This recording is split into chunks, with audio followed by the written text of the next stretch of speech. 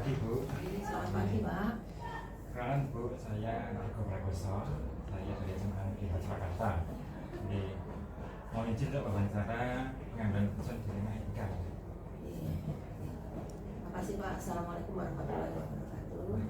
Saya Enang Sri Fatmawati, Kepala SLB Negeri Surakarta. Selamat datang di SLB Negeri Surakarta kepada Bapak Ibu calon guru penggerak angkatan 11 ya. Saya diberi waktu, diberi kesempatan untuk menjawab beberapa pertanyaan tentang dilema etika. Pertanyaan yang pertama kenapa Pak? Ini Bu, tentang ini bagaimana selama ini Ibu mengidentifikasi kasus-kasus yang merupakan dilema etika atau bujukan moral. Oke. Bagaimana cara mengatasi tentang dilema etika dan bujukan moral? Selama ini dalam mengidentifikasi sebuah kasus merupakan dilema etika dan kasus tersebut memiliki dua nilai yang perlu untuk dipertimbangkan terlebih dahulu dalam mengambil keputusan, sedangkan bujukan moral adalah kasus yang memiliki nilai yang sudah pasti benar atau salahnya sehingga bisa lebih mudah dalam mengambil sebuah keputusan. Jadi kalau dilema etika itu kasusnya itu nanti hasilnya atau nilainya akan benar dan benar. Kemudian untuk yang ujian moral itu kan benar dan salah. Ya, benar dan salah. Kemudian Bu, ada pertanyaan lagi, selama ini bagaimana Ibu menjalankan pengambilan keputusan di sekolah Ibu, terutama untuk kasus-kasus di mana ada dua kepentingan yang sama-sama benar atau sama-sama mengandung nilai kebajikan. Ya, ketika ada kasus sama-sama memiliki nilai kebajikan yang harus dipertimbangkan, kedua nilai tersebut sampai membuat kita bingung dalam mengambil keputusan, kita harus berusaha terlebih dahulu membuat keputusan dari nilai kasihan dengan memberikan kesempatan agar bisa melakukan perbaikan. Namun bila tetap tidak ada usaha untuk memperbaiki, maka kita mengambil keadilan yang digunakan. Kemudian untuk terkait langkah-langkah atau prosedur seperti apa yang biasa dilakukan selama ini? Langkah-langkah untuk mengambil keputusan selama ini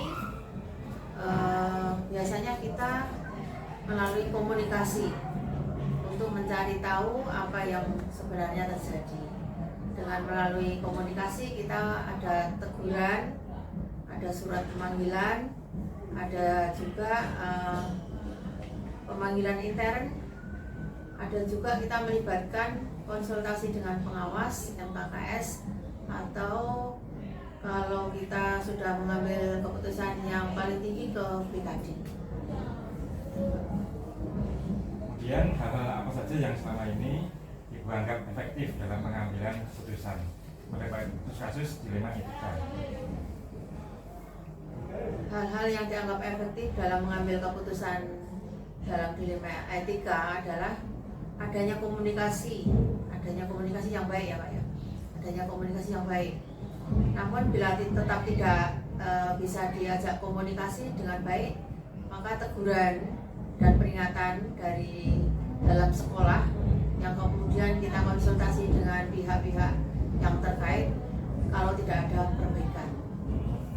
Tapi kita pakai dulu komunikasinya dulu. Ya, komunikasi dulu biar tidak sampai ke brigade atau ke kepala bidang atau kepala sabdi. Kemudian hal-hal apa saja yang selama ini merupakan tantangan dalam pengambilan keputusan pada kasus-kasus dilema etika?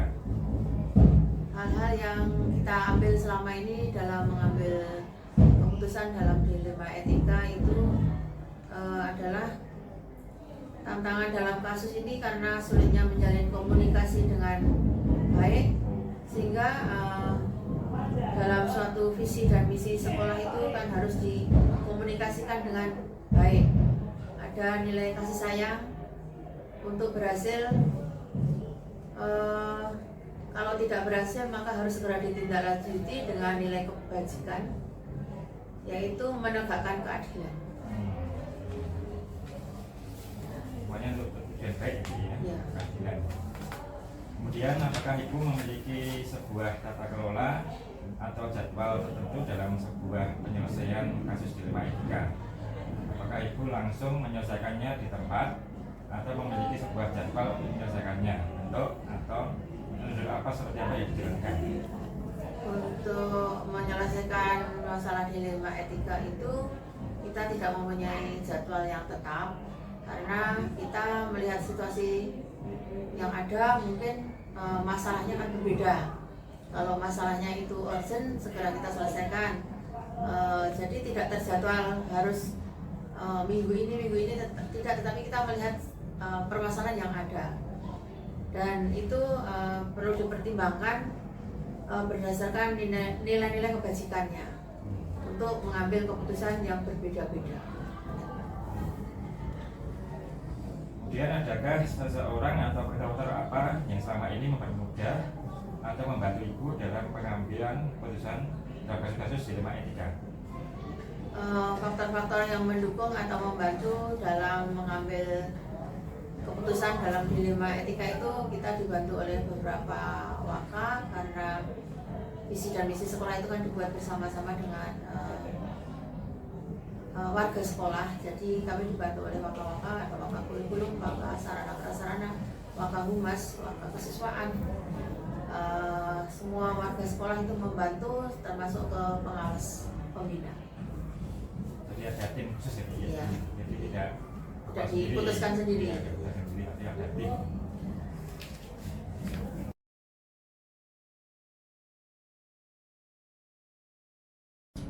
Selamat siang Ibu. Ya, selamat siang. Ibu, kami dari CGP Angkatan 11 memohon izin untuk mewawancarai Ibu terkait dengan pengambilan keputusan. Silakan.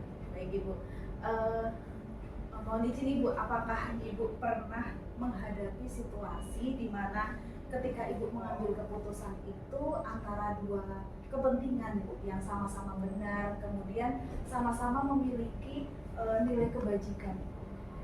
Ya ada, dan sering ya, dengan ada banyak hal seperti itu. Misalkan nih, ini ada hubungannya dengan guru penggerak. Ya kadang-kadang ada benturan. Guru penggerak jadwalnya padat, kemudian sekolah juga kegiatannya padat, terus sering juga Bapak Ibu ini juga izin untuk mengikuti JIMIT, dan sekolah kadang-kadang juga ada kegiatan-kegiatan workshop yang itu juga penting, jadi dua-duanya penting. Nah ini kan saya harus memberikan satu keputusan yang itu berdasarkan kepentingan kedua belah pihak, dan itu nanti kalau bisa itu ya sama-sama bermanfaat untuk sekolah, ya untuk calon-calon guru penggerak ini. Mohon izin Ibu, tadi kan sudah dijelaskan terkait dengan pengalaman ya Bu ya. Kemudian berdasarkan kasus tersebut, ini bagaimana Ibu langkah atau prosedur yang Ibu ambil untuk menentukan keputusan tersebut Bu? Ya dengan kondisi seperti itu yang sama-sama penting, yang pertama ya saya analisis dulu Mbak, kira-kira seberapa krusialnya, bagaimana saya harus mengambil sikap, kemudian mempertimbangkan hal-hal baik dan akibat-akibatnya. Kalau misalkan Bapak Ibu yang ikut calon guru penggerak JIMIT ini saya larang juga nggak mungkin, nanti akan mengganggu workshopnya pada saat itu sudah terjadwal, kemudian workshop itu saya undurkan juga nanti berpengaruh pada banyak teman-teman, skalanya lebih besar. Nah ini kan dari berbagai ini saya harus mengambil satu keputusan yang sekiranya nanti baik untuk calon guru penggerak, kemudian baik untuk sekolah. Nah harus ada refleksinya dulu begitu. Nah akhirnya nanti saya akan mengambil kebijakan yang sekiranya itu menguntungkan kedua sisi ini. Nah maksud saya di sini nanti bahwa CGP juga bisa melaksanakan kegiatan dengan lancar sesuai dengan tugas yang harus diselesaikan, dan sekolah juga tidak ada gangguan atau hambatan dalam melaksanakan kegiatan-kegiatan yang sifatnya krusial untuk semua teman-teman. Baik Bu, menurut Ibu seberapa efektifkah pengambilan keputusan pada kasus tersebut? Ya sangat efektif Pak. Jadi seperti tadi ya sudah saya jelaskan di pertanyaan Pak April, harus dua-duanya itu kita menghindarkan dari efek-efek negatif yang muncul. Nah, di sini bermanfaat untuk guru penggerak dan bermanfaat juga untuk sekolah. Yang saya ambil ini Pak, dan saya yakin bahwa calon-calon guru penggerak ini kan mereka lolos itu kan melalui tes. Nah, karena melalui tes ini kan sudah mempunyai kapabilitas dan kelebihan, ada nilai plus lah dari Bapak Ibu sekalian yang lolos di guru penggerak ini. Tentu saja saya tidak mungkin memundurkan jadwal workshop saya, ya, karena itu sudah di rundown-nya sudah betul-betul sudah, oh tanggal ini jam ini sudah ada juga. Nah, yang saya minta nanti untuk menyesuaikan adalah Bapak Ibu sekalian yang calon guru penggerak. Nah, sehingga nanti penjenengan ini bisa mengikuti gimmicknya juga dengan lancar. Tapi saya yakin nanti Bapak Ibu yang calon guru penggerak ini pasti akan bisa mengikuti workshop yang tertinggal itu tadi.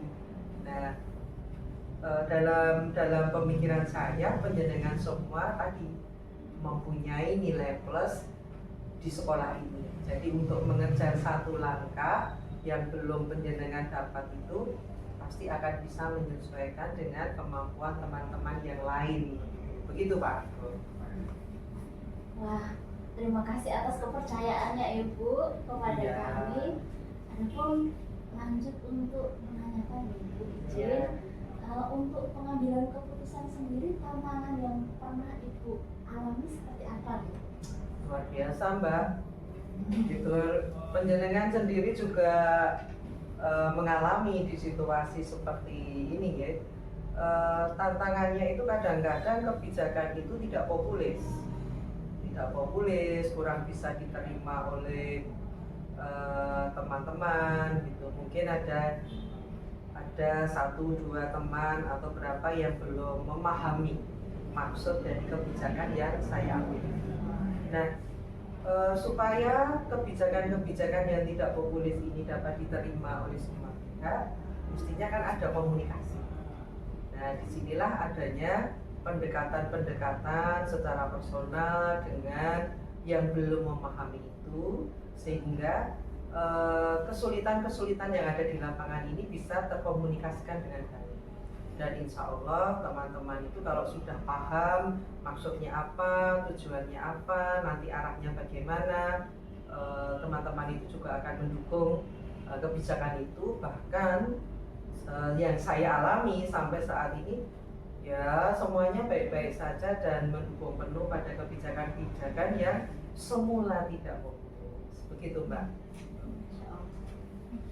Terima kasih sekali Bu. Jadi berbagi sharing pengalaman Ibu dalam pengambilan kebijakan terkait dilema etika ya Bu, dilema antara benar dan benar yang Ibu ambil, sehingga kita yang ada di sini pun mengalami manfaatnya yang baik.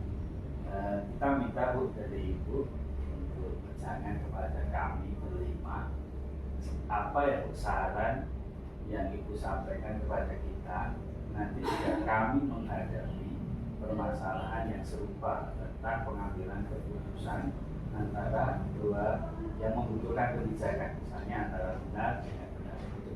Minta sarannya begitu. Ya, begini Pak Sofan. Ya ini saran ya. Karena penjenengan ini nanti juga sebagai calon pemimpin, bahwa di dalam pengambilan kebijakan itu memang di sini ada dilematis. Yang terpenting memang yang pertama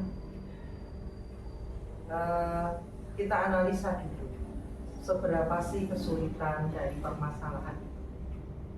Kemudian kita lihat teman-teman kita, lingkungan kita bagaimana, responnya seperti apa. Nah, hanya saja di situ yang bisa kita ini Pak, kalau bisa minimalisir ego kita, kemudian tadi kita rangkul semuanya menjadi satu kesatuan yang kondusif, banyak komunikasi, kemudian kolaborasi, ya, sehingga nanti antara baik dan baik ini bisa berjalan seirama, justru malah saling mendukung satu dengan yang lain. Nah, tidak ada yang dikalahkan, tidak ada yang dianggap mengganggu dari yang lain, tetapi bisa berjalan seiring, komunikasi dengan baik, kolaborasi dengan baik, dan semakin menguatkan jika suatu kebijakan itu akan mendapatkan dukungan dari semua dan menjadi kebijakan yang positif dan diterima oleh seluruh lingkungan sekolah. Terima kasih Ibu sharingnya, mudah-mudahan kita bisa mengambil pesan-pesan tersebut dan doakan kami bisa menjalankan tugas ini dengan baik. Amin. Saya harap semuanya bisa melaksanakan tugas-tugas dari guru penggerak ini dengan lancar dan bisa menyelesaikan dengan sehat, sukses, dan insya Allah nanti semuanya lulus sebagai guru penggerak semua. Terima kasih banyak ya. Dan membawa nama baik sekolah ya. Ya, insya Allah.